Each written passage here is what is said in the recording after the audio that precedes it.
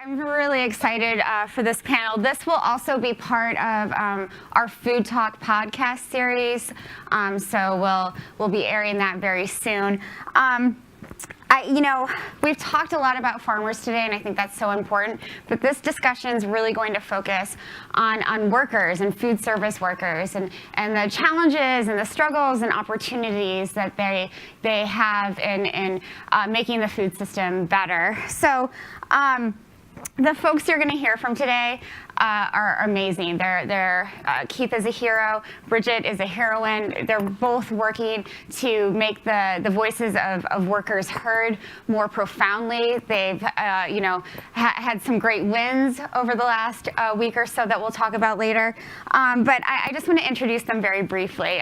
So I've known Keith Maddox for a long time. He's the executive secretary treasurer of the San Diego and Imperial Counties Labor Council, and again has been a really long time friend of Food Tank. The Labor Council helps 120 local unions come together as one group and is the local central body of the AFL-CIO, or the National Federation of Labor in the United States. Keith has been a community organizer for more than 35 years, and again, just really happy that he could be here. I'm also thrilled to have Brigette Browning, the president of Unite here. Brigette brings hotel and food service workers together and represents more than 4,500 members here in San Diego. Mm-hmm. So these are real experts on the sort of plight of workers in the food system. But before we begin, I just want you both to tell a little bit more about yourselves, how you got into this movement. Keith, you're a Southern boy. What are you doing in San Diego? From L.A., Laurel, Alabama. A little bit about myself. I actually grew up on a family farm. We farmed about 200 acres and raised pigs and corn and soybeans and all kinds of other row crops. For me, I came up, in the labor movement, and, my father and my grandfather, I went to work in a brewery at Miller Brewing Company as, right out of high school, brewing beer. So a little bit in the food service. That was Philip Morris on then. And, sure. And then have been involved in the labor movement for a long, long time, and worked at the National AFL-CIO out of DC, and part of where my connections come with you. And absolutely. And made my way out here about a year and a half ago. I'd retired at the AFL-CIO and then ended up taking a job here with the Labor Council with some really good work. So. Yeah, and can you talk more about what the Labor Council actually does? I just gave a very short description, but I don't think everyone knows. We're a federation of unions. We're not an individual union ourselves. We have 134 local unions, like Bridgette's being one of them, but everything from nurses and professors to, hotel workers and security guards. Pretty much every gamut, airlines to professional athletes. So, that's who we are. We have about 200,000 working families throughout San Diego and Imperial counties that we represent, and so that's who we are. That's great. Brigette, do you want to say a little bit about yourself and how you got involved in labor? Sure. I actually went to school at UCSD. I got my degree in chemistry, which is really helpful. And then I had this profound crisis when I was 23, because I actually hated chemistry and I hated working in a lab. And I did what every 23-year-old was going to do. I decided to go to grad school for chemistry. And in the summer, before I was actually going to go to grad school, I did an internship, which used to be called Union Summer. I think they call it something different now. And I loved it. I thought it was the most amazing thing. I couldn't believe someone was actually paying me to talk to people. And I met people who had come across the desert and almost died just because they wanted a better life for their families. And I had gone to Catholic school my whole life, and I think that Catholic social teaching was really important to me. And I had really believed that if you worked hard in this country, you could take care of your families, and that just is not true for immigrants in particular. They often are having to work 2 jobs. That's why my button says 1 job should be enough. And I think it profoundly impacts all of us when people have to work 80 hours a week just to provide a home for their children. Absolutely. It affects how their children do in schools. It affects all of us in a very profound way. And I just saw these hotel companies getting richer and richer and richer off the backs of these very exploited workers.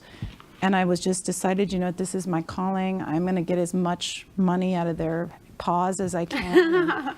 And I think we're on the path to really transform the service sector in San Diego into real middle-class jobs. And so Unite Here, explain to the folks in the room what Unite Here does specifically. Sure, we're predominantly a hotel workers union. You might have heard us if you were in downtown. We were just on strike for 37 days.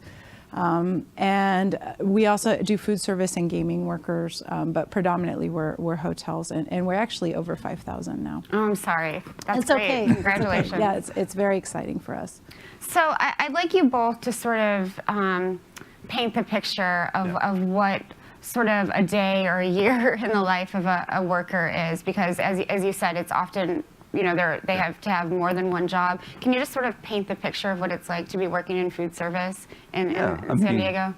I mean, I think, you know, and just a little bit about our labor movement across the country. I mean, you know, there's not much that has to do with the food industry we don't touch, from the farms where you know, many of us know about Cesar Chavez and the movement in farms, you know, comes out of the labor movement and the community movement, and all the way up to we represent, you know, the warehouse operations and the trucker operations and the delivery services. We represent, you know, workers that, you know, pretty much in the food, you know, as Brigette talked about, you know, whether it's catering and banquet services, to all the way up to the food industry, the big corporate giants. I mean, where we represent workers. So farming, processing, yeah, putting it all on the way plates, from one end to the other. I mean, it's touch, you know, and the manufacturing of farm equipment. You know, I mean, that's all falls under the gamut of our labor movement.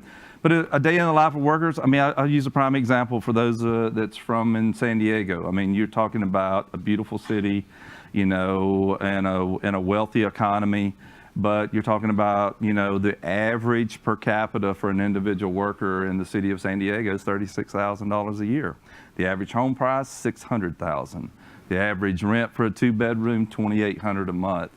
Average studio, $1,600 a month. And when you think about an individual at $36,000 a year, or a family of 4 at $66,000 a year, which is our average wages in this city, it's a real struggle. And workers every single day in lots of industries have to make a choice between a roof over their head or food on their table. And they have to make choices on how do they get to work. You know, housing is a real difficulty, and people make choices. They can't cut their housing costs. They do cut their food costs. So a lot of the workers who work in the food industry, or they work in hospitals or hotels or banquet services, struggle to put food on the table. I mean, it's ironic. It's ironic. And in a tragedy. wealthy economy. Yeah. It's a very tragedy. And so where the labor movement comes in, I mean, we represent everything from highly paid engineers and professors all the way down to the working poor. And that's the struggles that, you know, unions like Brigette, that's why they're so important, is being a voice for those workers to be able to try to lift themselves up. I mean, the only way you get to a sustainable food source is people's got to have the wages that they can buy that and purchase that food source. Absolutely. You know, the same way with housing. So it's a real conscientious discussion every day about survival around a lot of kitchen tables is, you know, how do we dig ourselves up? And, you know, I mean, we can try everything in the world, from minimum wage is, you know, that's great. That's one aspect of it, to minimal standards around health care. But every day there's workers struggling with, you know, how to put food on the table, how to put a roof over my head, how do I purchase the meds that my kids need? So health is a real discussion, and so that's where we come in, is we try to help people lift up. A prime example is another union that's our largest union here in San Diego and Imperial Counties, is the United Domestic Workers Union, that represents about 25,000 caregivers in and around San Diego. And these are people who are taking care of our grandparents who need someone there to sit with them every day because they can't afford, you know, full-time health care. They take care of our kids who maybe they're struggling with issues and need someone there. They're there with, and oftentimes these are folks that they're dealing with that's struggling to put food on their tables too. Absolutely. You know, because they're on Medicaid, they're on Medicare, or they have no means, limited means. And so those are the kind of workers, we don't think about those every day, but they're so much in the everyday life of what happens all around us. Absolutely. Well, and the UDW has done something very innovative, which is start this culinary institute, which I think is really interesting. Do you want to describe that a little bit? Yeah, the United Domestic Workers at their their local union here in San Diego is they started a culinary institute that's fully accredited. You come out of there with your degree and certificate in culinary studies, and they are doing that as a contribution back to their members because they're trying to help offer them an additional way to come up out of poverty, because even though these are caregivers and they have to have licenses and they're there to be caregivers, that it's a real struggle because they're paid off of Medicaid and Medicare benefits. And so these are lower wage workers, and the union is their vehicle for lifting that up, but they're trying to help them lift it another level by offering them, for those who want to attend free of charge, to go to culinary school. Well, I think that's one of the things that people don't realize that unions help workers do, is they help them gain more skills. It's not just about staying in your job, it's about learning other skills so you can advance. Brigette, I want to hear from you. You talked about this slogan, one job should be enough, but it isn't for so many workers in San Diego. Why is that? Well, I think it's a variety of factors. You used to see a large proportion of hotel workers actually living in Tijuana and coming up to the U.S. every day. Just to give you a sense of that, if you're a cook and you have a 5 a.m. shift, that means you're getting up at 1 a.m. in the morning. The border's not as bad as it used to be. But when Trump came in and started checking everybody's green card when they're coming through the border, people started losing their green cards. So you can't live in Tijuana anymore unless you're a citizen, and you can't become a citizen unless you prove that you live here for 7 years. So it's really changed the dynamic. I think, I do think you could have a middle-class lifestyle living in Tijuana if you were willing to deal with the border and be away from home for the vast majority of the day, but that just doesn't exist anymore. And so what we see happening more and more is multiple families sharing one living place. And frankly, native-born folks are not washing dishes. They're not cleaning rooms. Like, this anti-immigrant attitude is completely contrary to what you actually see in the service sector. Right. And we have people making $20 an hour, but you still do not see natural-born U.S. citizens wanting those jobs. And so I really think we need to change the way that we're looking at immigration. We need to have a positive way for people who just want to be able to take care of their families to come to this country. And we need to hold the corporations accountable. Absolutely. Because what they do is they make their health care so expensive and they offer such low wages that their employees end up on public assisted benefits, which means all of us are paying so that the Marriott Corporation can have more billions of dollars. It makes no sense. How Republicans can support this, I don't understand. They should want the corporations to pay their fair share so that the taxpayer is not. Right on. So what we do is we say, okay, rich Marriott, this is what we were just on strike for. You are gonna pay $7 an hour because that's the cost of family health care. We want the kids covered, the spouses covered. You know, if you have diabetes, we want your medicine to be cheap so you could actually take care of yourself. And every time we're organizing a new hotel, that's the biggest issue is the healthcare. But it should also be the biggest issue for the governing bodies around here, because we should not be paying for these billionaire companies to put their employees on our Medicare plan. Like, it makes no sense. It makes no sense. Can you talk about the strike that you just mentioned, and that, you know, you were 30 plus days 37 days. People didn't get paid. It was very intense. We were really mean to the guests. We made them cry a lot. The hotel was like so beaten down when we finally had negotiations last Saturday. They completely capitulated. It was the most amazing experience of my life. I think the increase in the contract is $2.5 million for 160 workers. So it's Wow, really, congratulations. everybody's going to make over $20 an hour. Everybody's going to have a defined benefit pension plan. We've really lifted people out of poverty. Is it still enough? No, but it's going to be a huge difference. We're going to have people go from $14.25 to $18 an hour between now and July. And I am so proud of that. Amazing. But I also have to say, like, imagine not getting paid for 6 weeks. Like, you don't have your rent paid, you don't have your SDG&E paid, you know, your kids, if they have some school thing, and watching the courage of these workers to say to this Goliath company, you know what, we're not going to be in the background anymore. We're not going to be invisible, and you're going to do right by us, was transformative. I mean, those people are never going to be the same. Right, absolutely. Never be the same. Well, I mean, I think what we've heard today is how the importance of storytelling, and that's essentially what Unite here and what UDW and the Labor Council are doing. You're telling the stories and you're putting a face to these workers.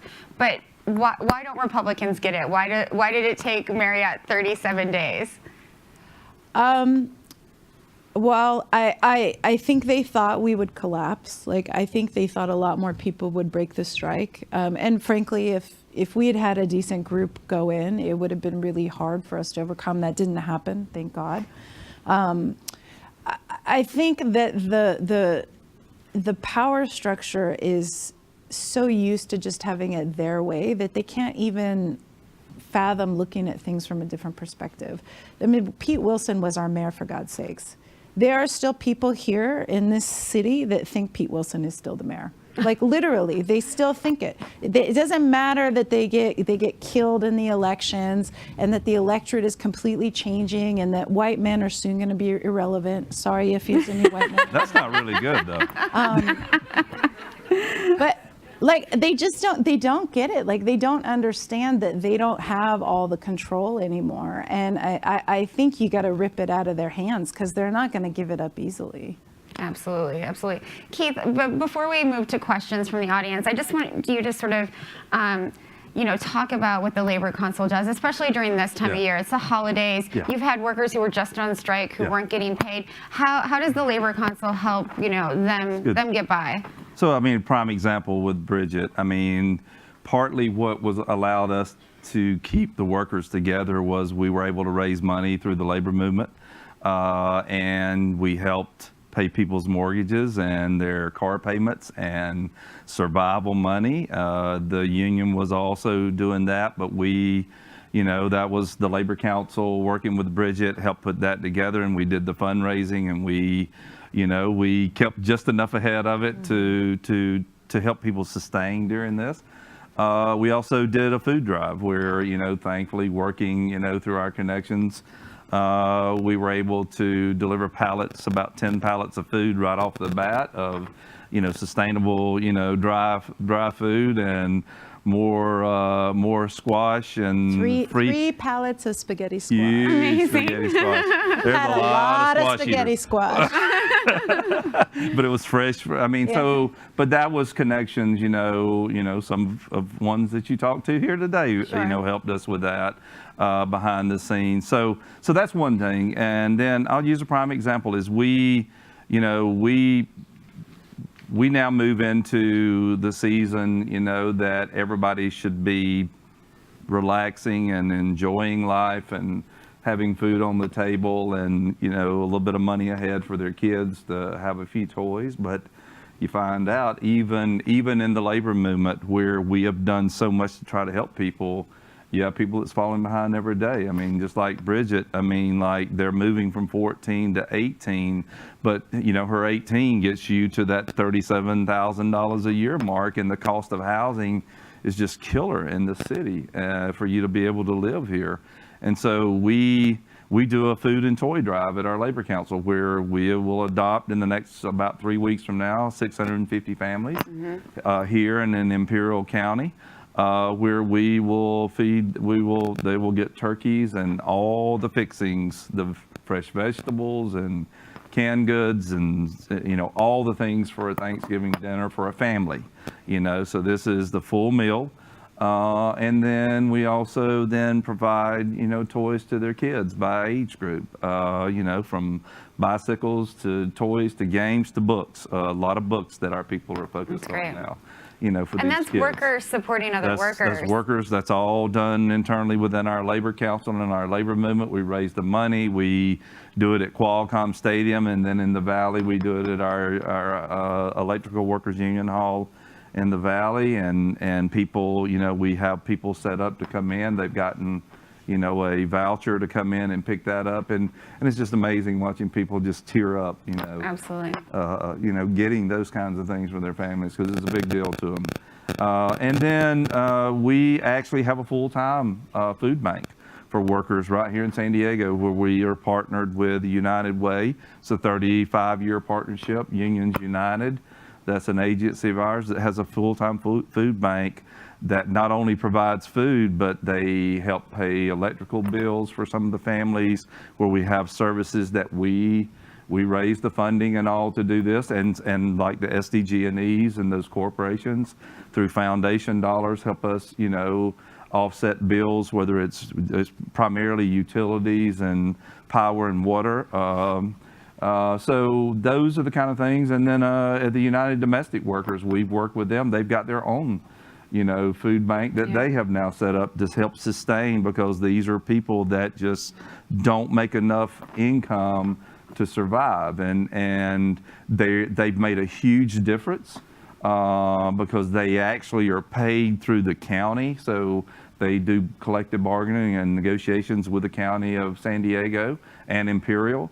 But it's still, as Brigette talked about, I mean, she's seen her workers go substantially to a higher wage scale overnight, just because that they were willing to stand together. Absolutely. And make the demands, because otherwise it didn't come easy. The Marriott, the richest hotel chain in the world, the largest hotel chain in the world, it came together because of the determination and the collective voices of workers who said, no, we can't do this any longer. And the benefit of having 7,000 workers around the country at the same hotel doing this. So it was not just San Diego, it was Hawaii, it was San Francisco, it was Oakland, it was Boston, it was Chicago. So you saw this all around the country, and it was the solidarity of those workers saying, no, we've had enough.